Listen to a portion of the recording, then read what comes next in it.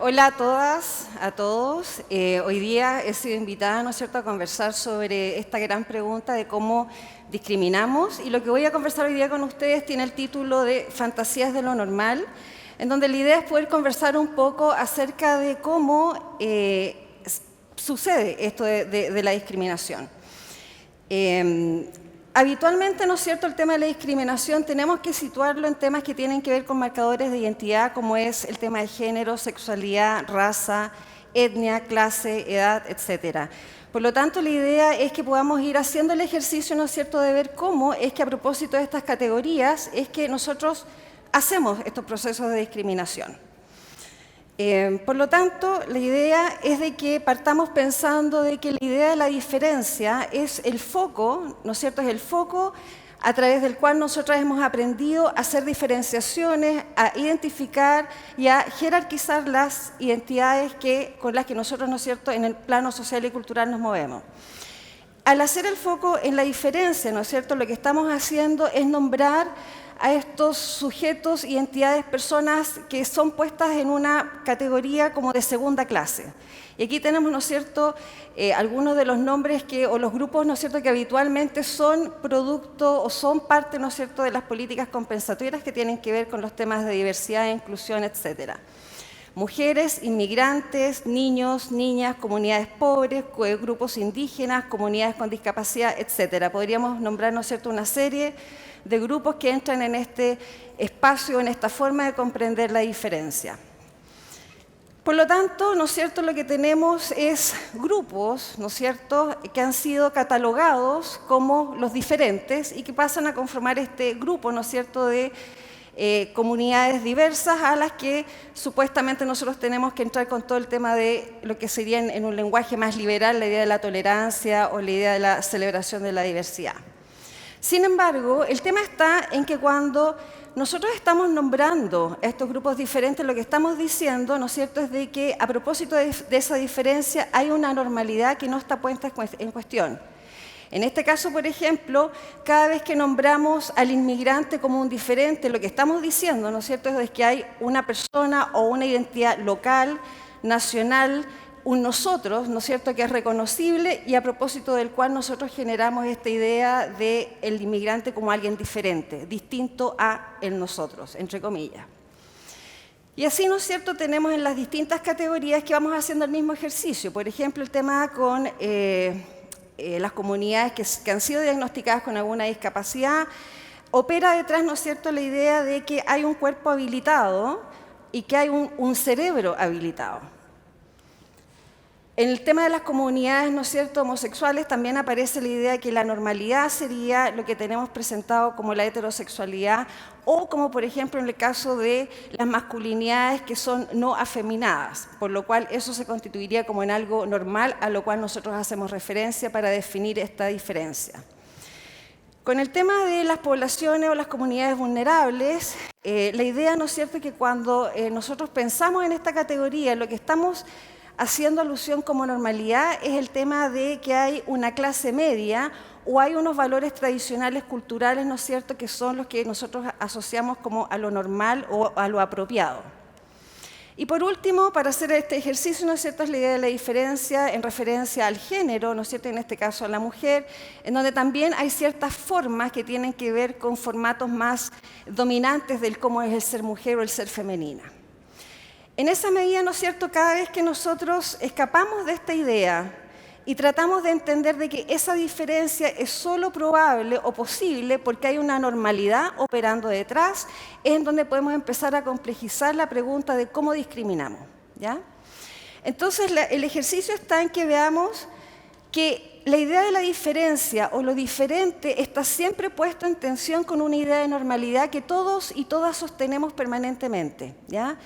En este caso, la propuesta es de pensar de que el problema de la discriminación está justamente en el momento donde no articulamos o no ponemos en tensión estos dos grandes momentos o dimensiones, que es por un lado el tema de la diferencia y por otro lado el tema de la normalidad. De ahí el título, ¿no es cierto?, de esta presentación, que era Fantasías de lo normal, es poner en cuestión aquello que consideramos como evidente y poder tensionar esta articulación que tiene unos efectos y unos usos bastante complejos y por algo que nos hemos sido invitados a conversar de esto hoy en día. Por lo tanto, la idea de lo normal, ¿no es cierto?, queda en este plano de que es lo incuestionable, lo evidente, el sentido común, cuando una dice, bueno, así es como son las cosas, o siempre ha sido de esta manera. Esa es la idea, ¿no es cierto?, cuando nosotros estamos haciendo una referencia a algo que hemos normalizado. Y la idea de lo diferente siempre queda en el plano, ¿no es cierto?, de lo raro, lo deficiente, algo le falta, necesita reparación, desviado, amoral. Entonces la propuesta, ¿no es cierto?, es poder pensar de que efectivamente aquello que nosotras siempre instalamos como la pregunta al tema de lo diferente es ponerlo en tensión con esta idea de normalidad y ver qué ocurre en ese espacio, ¿no es cierto?, de articulación. Entonces, para entender esto, cada vez que nosotros nos enfrentamos a estos temas de discriminar o diferenciar, estamos haciendo un ejercicio que es bien complejo. Por un lado, es un tema de identificar cuerpos, identidades con ciertas características esencializadas. Luego viene este otro momento, ¿no es cierto?, en donde nosotros hacemos diferenciaciones, las personas no las ponemos en el mismo plano, en el mismo estatus, y luego hacemos una jerarquización de estas identidades. La idea es que nosotras podamos entender de que el tema de producir discriminación es una forma de conocer, ¿ya? Es algo que todos y todas hemos aprendido de alguna manera. Por lo tanto, la idea es que si nosotros vamos entendiendo de cómo esto se construye, podamos hacer algún cambio al respecto. Y aquí les voy a mostrar un ejercicio, que este ejercicio lo he realizado en distintas instituciones y con distintos grupos, y que tiene que ver con la idea de ir mostrando cómo nosotros hacemos este ejercicio de identificar, diferenciar y jerarquizar. Estas son unas fotografías que salieron publicadas tiempo atrás en un periódico, pero las he usado tanto con estudiantes de pregrado, como también con trabajos con gente del Ministerio de Educación, con profesores y profesoras en ejercicio en escuelas. Y lo que les voy a mostrar es un poco de ver cómo cada vez que nosotros tenemos alguna identidad al frente de nosotros, cualquiera sea esta, siempre tenemos una forma de empezar a nombrar y de empezar a identificar a estos personajes. Por lo tanto, lo que hice fue poner las fotos y mostrarles cuáles eran los comentarios habituales que hacen en estos grupos que he trabajado con este material.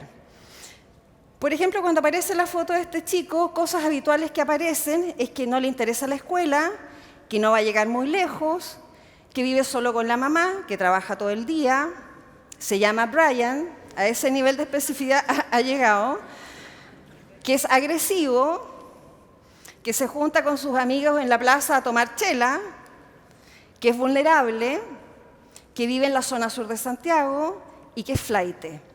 Esas son cosas habituales que aparecen consistentemente en todos los lugares que hemos hecho este ejercicio.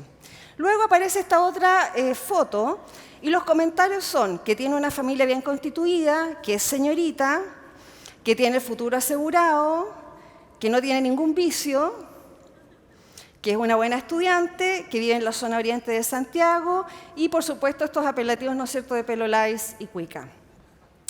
Lo interesante de esto es que cuando uno le pide a la gente, y lo más probable es que ustedes también están haciendo el mismo ejercicio, esta forma, ¿no es cierto?, de empezar a nombrar de manera espontánea, ¿no es cierto?, es justamente lo que estamos tratando de decir. ¿Cómo ocurre esto? ¿Cómo es que nosotros aprendemos a conocer y a nombrar, identificar y jerarquizar a estos sujetos?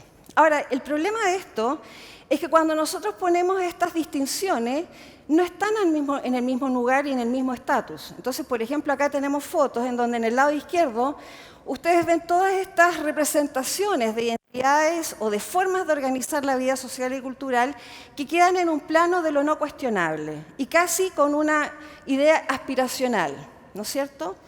En el lado derecho, aquí tenemos, ¿no es cierto?, distintas representaciones de aquellos grupos que siempre están vistos de alguna manera como o lo deficitario, o lo raro, o lo extraño, ¿ya? Entonces, esta forma de producir esta distinción es justamente el problema del cual tenemos que hacernos cargo, ¿no es cierto?, cuando estamos conversando sobre cómo es el tema de la discriminación y cómo se resuelven estos temas. Entonces, la pregunta es, ¿cómo aprendimos a conocer de esta manera? ¿Ya?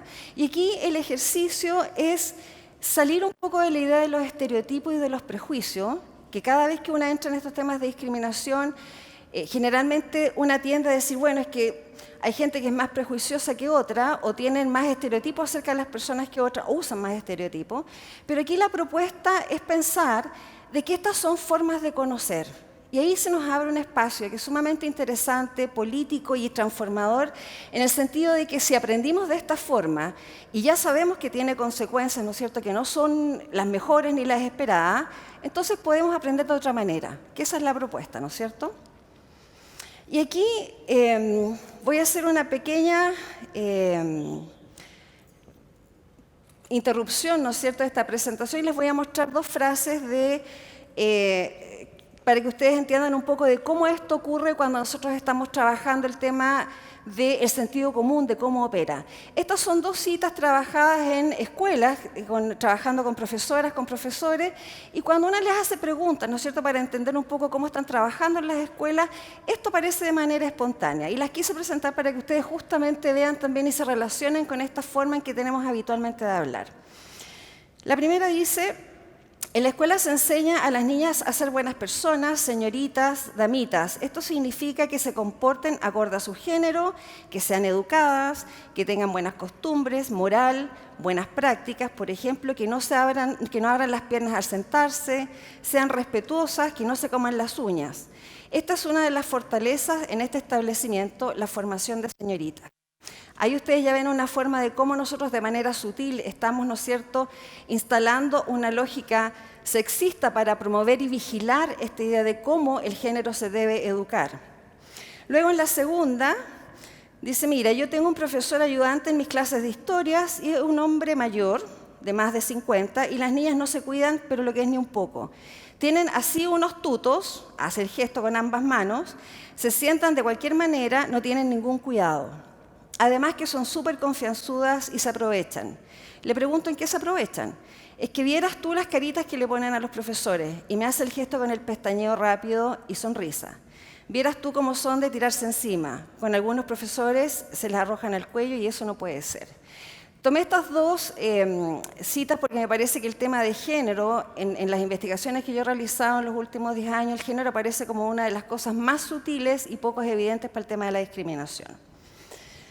Para terminar entonces la idea de cómo discriminamos, y aquí es importante tener tres cosas para poder discutir, ¿no es cierto?, y para poder repensar. El tema del sentido común. Cuando hacemos cosas, ¿no es cierto?, porque creemos que así es la forma en que se hacen. Esa es una primera atención que debemos tener. Segundo, es no cuestionando nuestras formas de conocer. ¿Cómo aprendimos que ciertas identidades son menos o más valoradas que otras? Y por último, el tema de cómo debiéramos estigmatizar la idea de lo normal al mismo nivel de cómo se estigmatiza la idea de lo diferente. Yo creo que en ese equilibrio, ¿no es cierto?, en la medida que pongamos todo en el mismo momento de estatus, podemos hacer un cambio, una transformación, ¿no es cierto?, acerca de cómo podemos mejorar estas prácticas discriminatorias que cada vez están siendo más complejas. ¿Y cómo se cambia esto, no es cierto? Entendiendo que la forma de valorar entre lo normal y lo diferente es una forma de conocer, escapar un poquito de la idea de los prejuicios, y que si lo aprendimos de esta manera, entonces podemos desaprenderlo y aprender de otra. Y eso es conciencia. Muchas gracias por escuchar.